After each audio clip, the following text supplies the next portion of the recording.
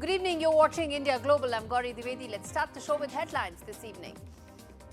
First up, Foreign Secretary Vikram Misri is set to visit China on the 26th of January. What's next for India-China ties? We decode for you.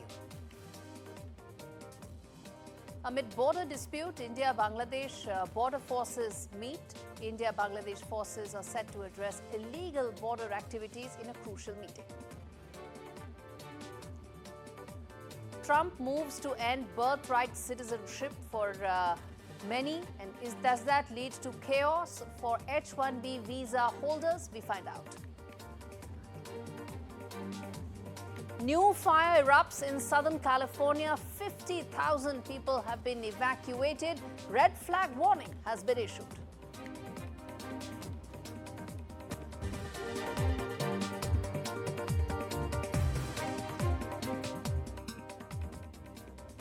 All right, we start the show with some very important news coming in. Foreign Secretary Vikram Misri is all set to travel to Beijing for a two-day visit that starts on Sunday. Mr. Misri is visiting China for a meeting of the Foreign Secretary Vice Minister mechanism, the Ministry of External Affairs said on Thursday today. The resumption of this bilateral mechanism flows from the agreement at the leadership level to discuss the next steps for this crucial relationship, including in the political, economic and people-to-people spheres, it is said. Let's quickly now get in my colleague Mohammad Ghazali joining me live to really decode what this means. Ghazali, good to have you on the show. Talk to us about this very important development. What all can we expect? What's lined up? What's the agenda? See, I'll just quote you the sequence of events which have happened in the last 6 months at least since the Kazan summit where Prime Minister met Xi Jinping, and from there the first announcement was made that India and China have at least moved forward towards the disengagement near the Galvan Valley, near the LAC, and then the entire process started. And in that particular statement it was said that from now onwards different level of diplomatic talks and engagements will happen. After that, NSA Mr. Ajit Doval traveled to China. He met the Vice President there and also the Foreign Minister of China, and then further talks happened, and still the statement continued to say that from now onwards, beyond the border dispute issue, which has almost been resolved, which even the Foreign Minister Dr. Jaishankar was quoted saying once last year that almost 80% of the issue has been resolved.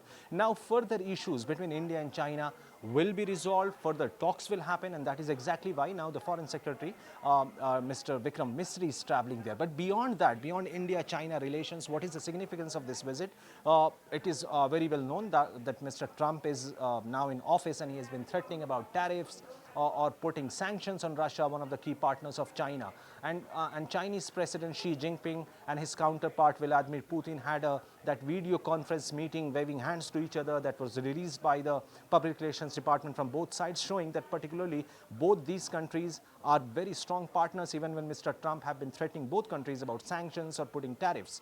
Now China wants that while the situation is very volatile right now and it is very unpredictable as well, China wants to engage with its neighbors. So China is already in talks with Japan in the neighborhood, and now it wants to continue diplomatic talks with India to engage in a meaningful diplomatic talks, and that is why Mr. Misri is visiting China, and we will hope to see some more concrete statements during this visit, that what is expected or what will be the way forward from here onwards. All right, we leave it there. Mohammad Ghazali, appreciate you taking out the time to decode that for us. Shifting focus now, External Affairs Minister Dr. Jaishankar, who spent 4 days in the US capital as Donald Trump took over power, left for New Delhi on Wednesday after holding key meetings and talks with Donald Trump's Secretary of State Marco Rubio, and marking the latter's first bilateral engagement since assuming office on a range of issues from ties with New Delhi, Bangladesh and much more. Dr. Jaishankar was seated in the front row during the presidential inauguration at Capitol Rotunda, attended a multilateral Quad meeting, besides interacting with top officials of the new Trump administration. Let's quickly listen in to some of those important sound bites coming in from what Dr. Jaishankar said there. I think we have a very strong degree of trust today between India and the United States, a very high level of convergence of our interests, and a sense that while we serve our national interests, while we build our bilateral partnership, definitely on regional issues and global issues, there is a lot of good that we can do. trade with Pakistan. With Donald Trump's second presidency well underway, reports indicate that India is assessing strategic steps to respond to Trump's America First trade policy. Focusing on trade diversification, there could be some possible retaliatory measures as well, which could also include bolstering domestic industries. Several key ministries are discussing policies and the prospective impact of Trump's policies on India. It's important to note that the United States is India's largest trading partner, and thus India's response to these challenges will be crucial in mitigating any economic fallout that may come about. It's important to note that so far, Donald Trump has named two countries when it comes to tariff, which is Canada and Mexico, both of which the 20% additional tariffs will kick in from 1st of February. He hasn't named India so far. So that's very important to note that when we talk about possible trade headwinds that may come in during Trump's presidency for India. Of course, specific sectors that will have to keep their guard up is going to be pharma, textiles, possibly IT as well. That could be areas where Donald Trump's administration may look to prioritize and focus on. Remember, he has previously threatened to impose tariffs on India. He's called India a big abuser of trade ties, called India also a tariff king in his previous term. But so far, as I said, so far he hasn't said anything specific to India. All right. In his first call to a foreign leader since returning to office, US President Donald Trump reached out to his old friend, Saudi Arabia's Crown Prince, MBS, or Mohammed bin Salman. During the call, the Crown Prince announced an investment of $600 billion in the United States over the next 4 years. Although it isn't clear as to where those investments and trade will actually focus on. The comments came after US President Mir, in fact, said about returning to the kingdom as his first possible foreign trip. Trump's 2017 trip to Saudi Arabia upended a tradition of US presidents first heading to the UK as their first trip abroad. Donald Trump, of course, has been known to be really shredding tradition when it comes to taking decisions that are completely unconventional, which is why his administration may like to focus on Saudi Arabia again, given that they have a deep linkage in the past. The US in recent years has increasingly pulled away from relying on Saudi oil exports, which once was the bedrock of their relationship, but there's now much more. Saudi Arabia continues to rely on US-made weapons and defense system.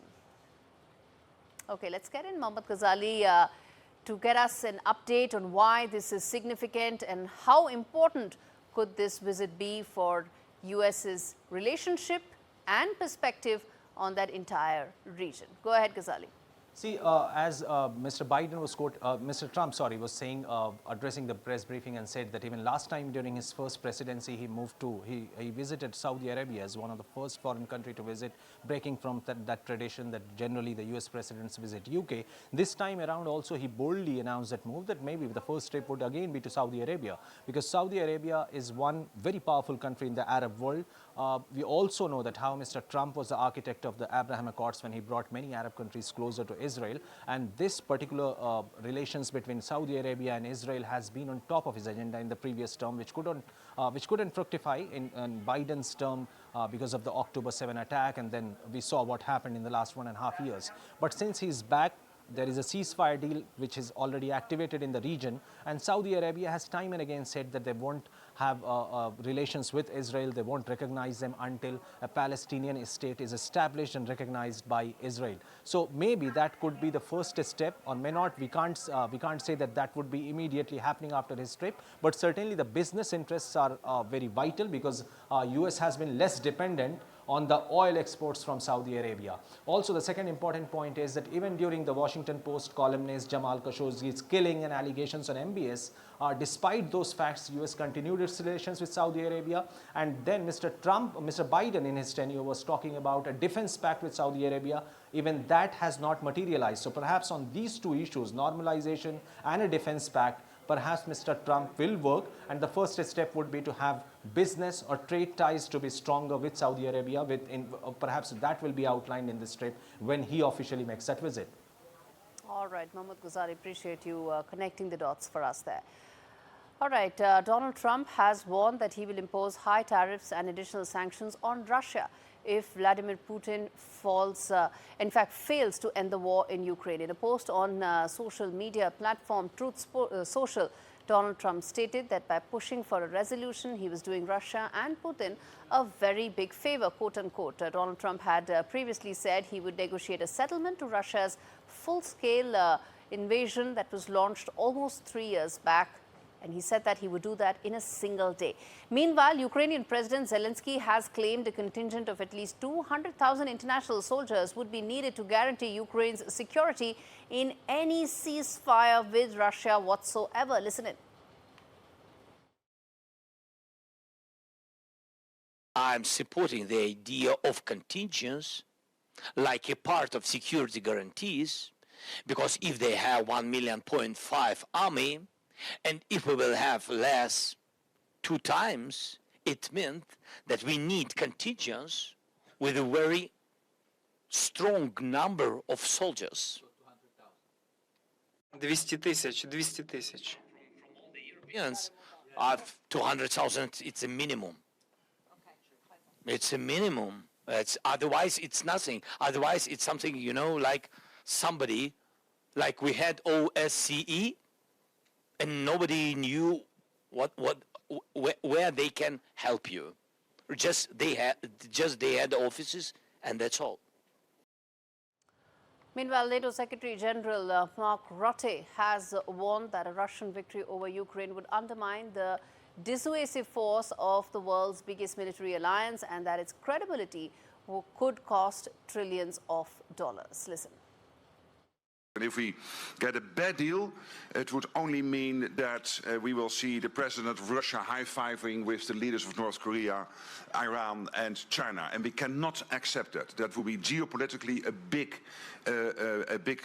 mistake. It will not be billions extra, it will be trillions extra. Because if Ukraine loses, then to restore the deterrence of the West, of NATO.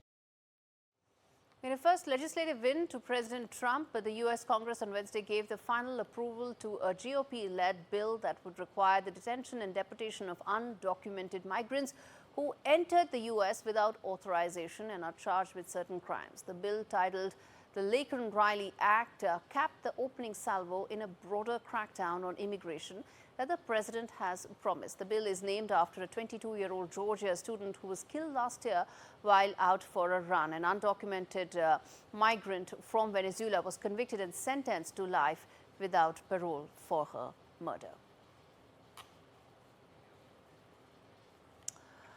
All right, turning our attention now to the neighborhood, where in the backdrop of recent border fencing issues, India and Bangladesh's border forces, that is the BSF, Border Security Force, and the BGB, that is Border Guard Bangladesh, held talks to address concerns, maintain peace and curb cross-border illegal activities. As per a statement released, discussions emphasized on combating illegal activities across the border, addressing media misconceptions about border disputes and improving coordination to prevent such incidents. With both sides agreed to find solutions regarding border issues through regular dialogue. All right, let's get in my colleague Saurabh Gupta, who's been joining me from Kolkata live to give us a lowdown of what really took place in this meeting. Saurabh, a very crucial meeting given the fact that a lot of bad blood has happened on the fencing issue. Talk to us about what are your sources telling you. Any breakthrough, or do you think that will still take some time? Well, over the last few days, there have been incidents that are worrying on the India-Bangladesh border, and West Bengal shares the largest border with Bangladesh, and therefore the BSF, which is India's border security force and guards the India-Bangladesh border, and the BGB, which is the Border Guard Bangladesh, which guards the border on the Bangladesh side, have had skirmishes over fencing, over erection of fences and other issues, including, people trying to infiltrate or people trying to smuggle contraband into India. Now, in that context, the BGB and the BSF have meetings, but this one is important because this one, of course, is to ensure that there is a certain amount of coordination between the two, forces, and the sector commander level coordination meeting held between the BSF and BGB to ensure peace and cooperation along the India-Bangladesh border is what the statement from the BSF says. In fact, on January 22, it says that a border coordination meeting between Deputy Inspector General of the BSF Malda sector and Sector Commander of the BGB Rajshahi sector was held at the border outpost Sona Masjid in Bangladesh. And this high-level meeting, it says that such a high-level meeting highlights the commitment of both forces towards strengthening bilateral relations and ensuring the sanctity of the international border. Now, the border area, you know, has been a concern since August this year, where anti-India elements in Bangladesh have openly, you know, talked about, crossing over, talked about, harming the territorial integrity of India. And that is something that perhaps both the BSF and the BGB realize needs to be taken seriously, and this meeting is perhaps a step towards that. Having said that, these meetings also happen regularly because there are issues that need to be ironed out on a regular basis, but this one is important in the current context and the skirmishes that we've been seeing on the India-Bangladesh border in the last few days. All right, Saurabh, appreciate you taking out the time to give us that update. And viewers, on that note, we slip into a very short break. On the other side, well, fire near Los Angeles has now spread to 8,000 acres. What does this mean? Is it due to climate change, or is there more to it? We come back and talk more on that. Stay with us.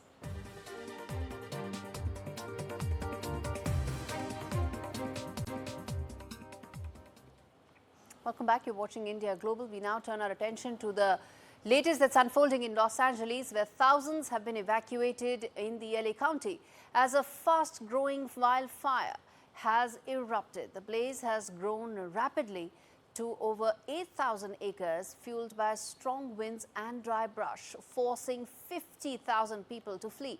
Interstate 5, the I-5, a key highway along the west coast, has been shut down, though no homes or businesses have been damaged so far. This comes as the region is already grappling with two massive wildfires that happened earlier this month, destroying multiple neighborhoods. We have over 4,000 firefighting personnel assigned to the incident, and we had a very robust ground and air response to the incident that you see behind me. All right, Zerrin Osho, who's the Director of Institute for Governance and Sustainable Development, joins me live from Washington, D.C. Thanks much, Zerrin, for speaking to me. Talk to us about what do you think is the reason why the LA fires have once again happened, and do you think this is part of a larger climate change issue? How do you read it, the cause of it? Hi, Gaurie. Good evening, and thank you so much for having me. So we do not know the exact cause of what caused the fire. But what we do know is that climate change has a huge role to play in what has been the devastation before our eyes. And it's an interesting development, particularly in the backdrop of President Trump now exiting the Paris Agreement. I think what is very important to note is that there is a phenomenon of hot winds that are carried through the mainlands to the coastlands. These are called the Santa Ana winds, which are really high-speed winds. So whenever the fire and the exact point and cause of fire, wherever it was caused in the Palisades, then spread across a very wide range of area following these winds. And now we know that apart from the Palisades, the Hughes, which is another neighborhood in northern LA, has also been grappling with these new fires that have come about, and the expected damage is approximately 9,500 hectares of land. So this is going to come at a large cost. We've also seen that the insurance and actuarials working on this devastation have estimated these losses to be anywhere between tens of billions of US dollars.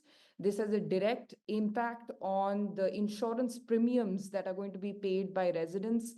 Will insurance companies be willing to insure these homes again is still unknown. But what is also a very important point to note is the rainfall. Now, that is not a phenomenon that has caused necessarily this wildfire in this instance, but it is very much a major contributing part of what the fire has been able to do and the devastation that has been caused.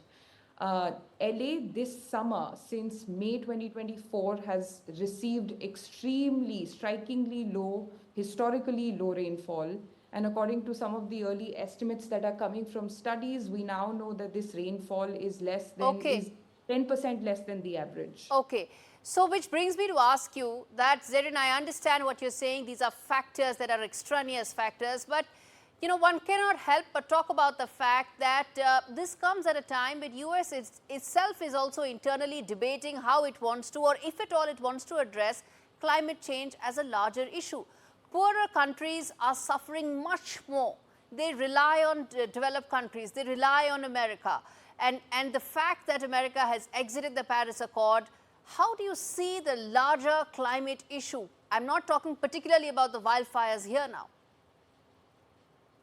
Yes, Gaurie, that's an interesting question, and one is yet to see what actually will happen. But as far as climate change is concerned, it's not an opinion, it's a fact. And what is happening, the unfortunate incidents in LA are a testament to that fact. I think it's high time we wake up to the calling of what is going to happen, because it's not going to be easy to live in. If this is the condition of, you know, the United States of America and LA, which is the hotspot for all celebrities from Hollywood, one can only imagine what the implications of this would be in the developing world. And one thing to keep in mind is, yes, this is the second time that President Trump would have now exited the Paris Agreement. It certainly undermines the entire treaty process.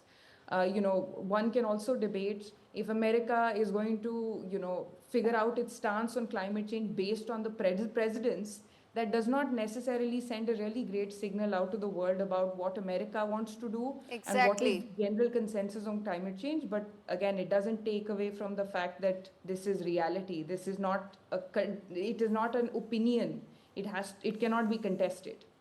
It is an uncontested fact, and the world is facing. It's not just America when it comes to climate change. Zerrin, appreciate you taking out the time to speak to me on India Global.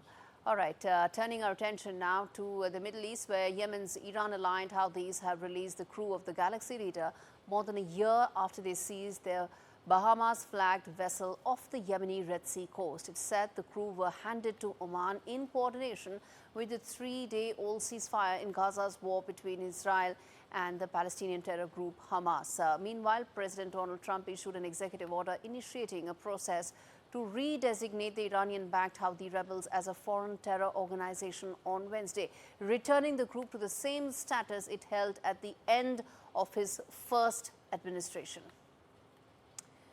All right, shifting to Nepal, where for the first time in nearly a decade, the price to climb Mount Everest will soon increase as Nepal announces a sharp markup in permit fees. From September, those seeking to summit the world's tallest mountain during peak season will have to pay $15,000. This is a 40%, nearly I beg your pardon, a 36% rise from the long-standing fee of $11,000. Fees for those wanting to climb outside the peak April to May period will also increase by the same percentage, meaning it will cost now $7,500 during September to November and about $3,750 during the very tough period of December to February, when anywhere very, very few people would be attempting to do that. All right, on that note, we slip into a very short break. We come back on the other side with our big debate on what really does Trump's executive order on birthright citizenship mean for India and for Indian Americans and the diaspora. Stay with us.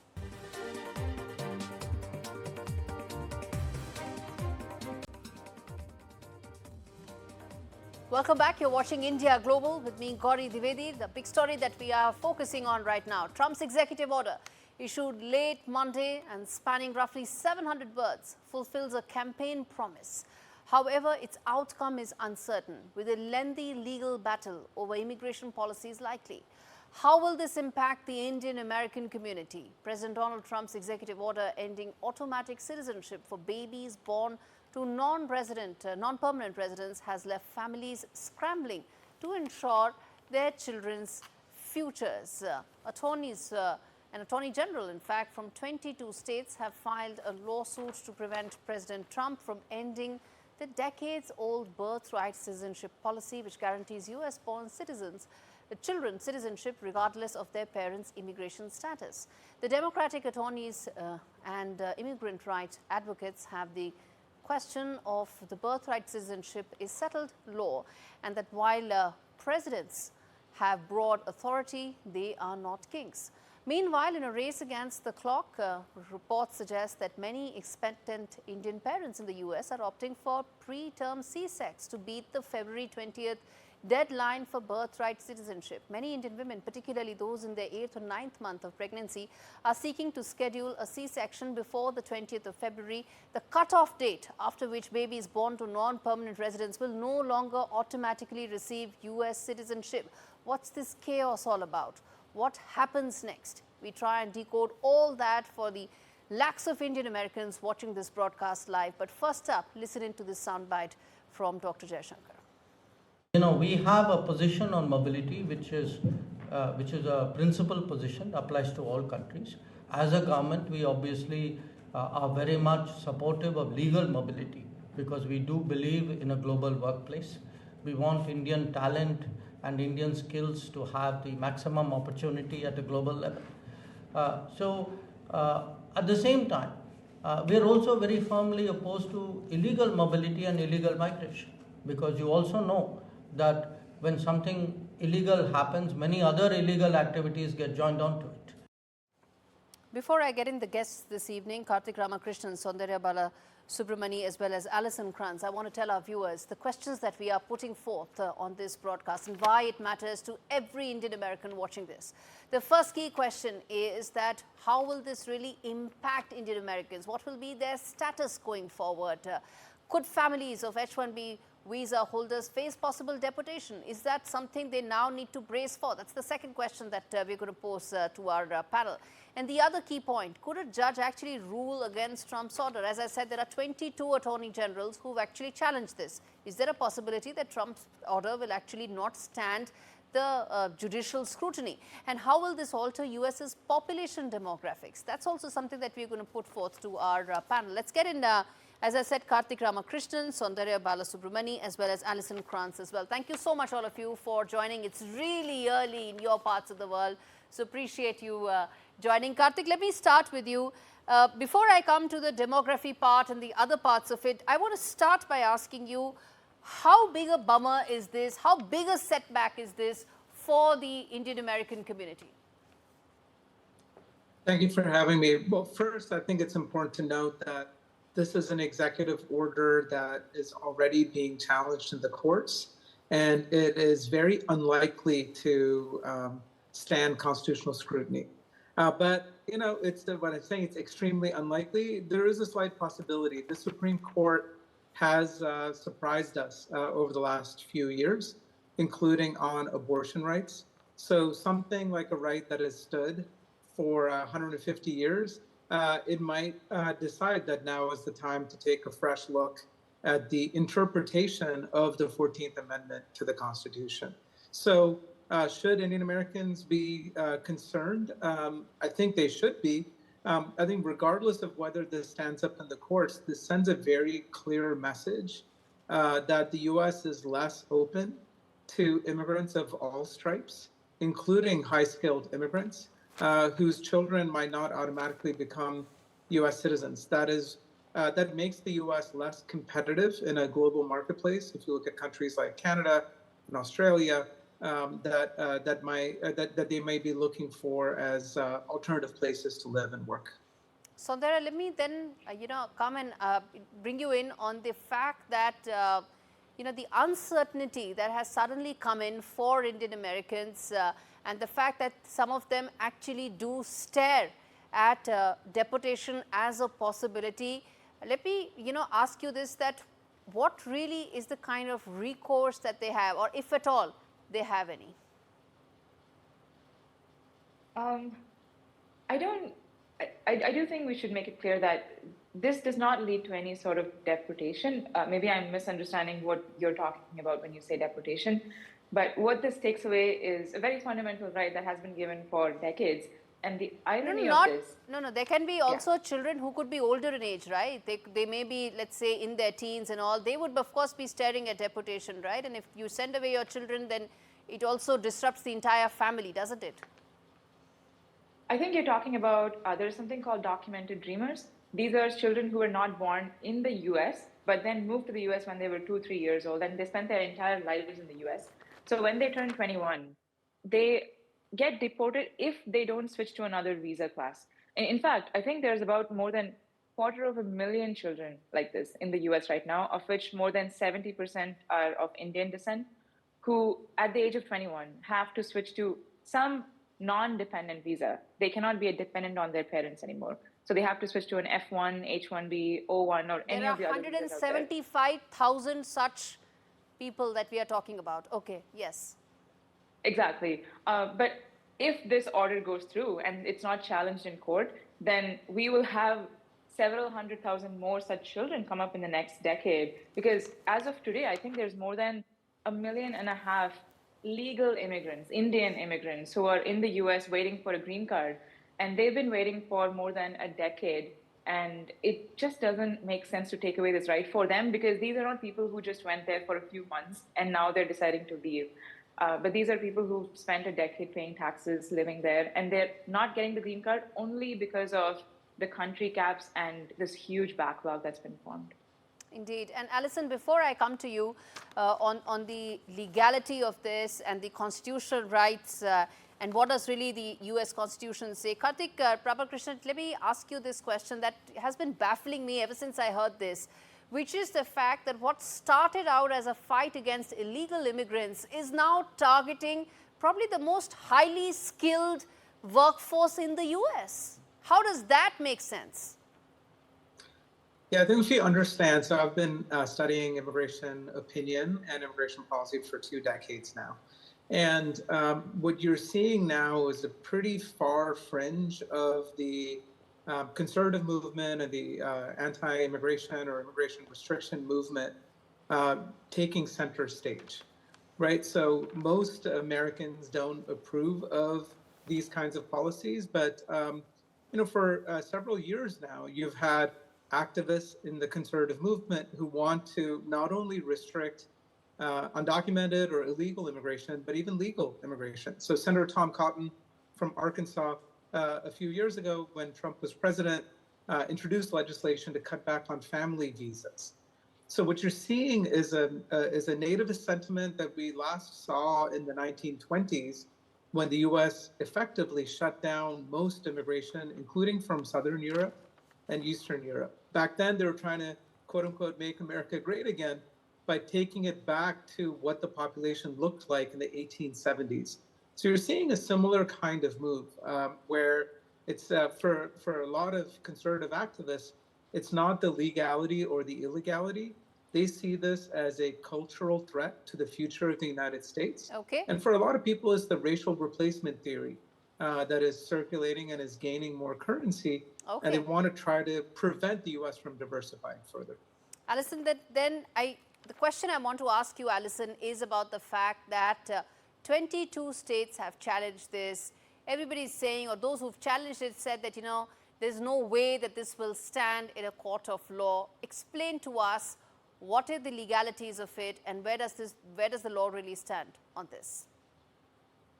Sure, of course. I think that there has been a minority of legal scholars who have put forth this theory that the 14th Amendment has been misinterpreted. Now, for the 14th Amendment to be misinterpreted, we have to keep in mind a couple different things, including the language of this particular provision was actually put into statute and codified into law. So if something was being interpreted incorrectly, it could have been changed. The language of the law could have changed when Congress codified that section. But what happens from here is really that, as Karthik mentioned, there have been legal challenges. And even today, 2 different courts in the United States are hearing those challenges and will decide whether to issue a preliminary injunction. A preliminary injunction wouldn't necessarily stop the full process from happening, but it would pause the February 20th date and allow this matter to move up into the appellate system and then ultimately be heard by the Supreme Court. Okay. So let's say you are an H-1B visa holder now, or you wish to go to the US now and your employer there has sponsored you and you've got your H-1B visa. Alison, what is the kind of uncertainty that this candidate is facing? An individual who has an H-1B visa will not necessarily be affected unless they're having children. This provision does not, this executive order does not impact children already born. It's only going to impact babies going forward. And so an individual who holds H-1B status will only be affected if they're having children in the future, if this executive order is found to be legal. Okay. Then let me then get in both Karthik as well as Saundarya on this, which is that, let's say, again, I'm asking the same question, rephrasing it, Karthik, which is that if there is a candidate who has been sponsored by the employer, will go or can go, the fact that the family faces this kind of uncertainty, will that then make this candidate, his or her decision, be changed subject to the uncertainty that he or she may face? I would say almost certainly it will. Now, there are many decisions that go into, where people decide to move and to work.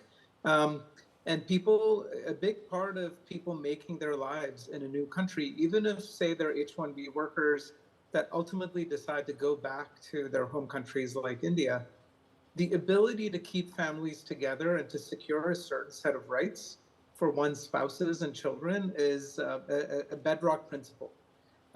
Especially for Indian immigrants, they will look not only at the US, at other places for employment opportunities in terms of the ability to advance their career, but also to secure their rights in that country. So this will make a difference. It probably already is making a difference. It's creating uncertainty. And for a lot of immigrants, they might decide, you know what, I might be better off in a country like Canada or Australia rather than go to the US. Saundarya, how big a brain drain do you think this could actually be for America in the long term? Because they're talking about wanting to get top-notch talent, but this is the setback, this is the flip side of uncertainty, that candidates may choose other regions. How big a impact this could be in a possible brain drain? I actually think Indian immigrants specifically have had uncertainty for a while in the US. This is just another layer of that uncertainty adding on. And as Karthik said, I think at some point people will ask the question, when is this enough? When is enough enough? And I've had a few messages sent to me personally already on social media of people asking, is it still worth it going to the US anymore, given all these restrictions? But I will say, just from the numbers, the pandemic put a big dent on the number of people moving to the US for education. However, the numbers have come to pre-pandemic levels and they keep increasing. If you just look at the number of students who go to the US to study master's and higher education, that hasn't really changed despite the other restrictions that have come up in the last few years or when Trump took office the last time. So it doesn't seem to have made a difference in the last 8 years. So I don't know, but I do think at some point people will feel that enough is enough. But I want to just call out one last thing, that if this rule goes through, it will have an impact for people who have children after February 28th. Yes. However, the children won't have an impact until they turn 21, at which point they will have to leave the country. And so you do have this time when parents can take a decision to leave the country, and it doesn't have to be immediate. Right, no immediate decision is needed, is what you're trying to say. Alison, exactly. I'm wrapping this up, but final word to you. If you have to give one message, one advice to people who are listening to this and are getting impacted, what would that be? To be diligent, to monitor the news, to watch how this develops. It could be a year or more before we actually have an answer. But the U.S.'s culture, traditions, and beliefs are that we're a nation of immigrants, and I hope that prevails. All right. Thank you so much, all three of you, for speaking to me on this very important debate that, as I said, our audiences world over are watching. And on that note, we slip into a very short break. We come back with more interesting stories on the other side. Stay with us.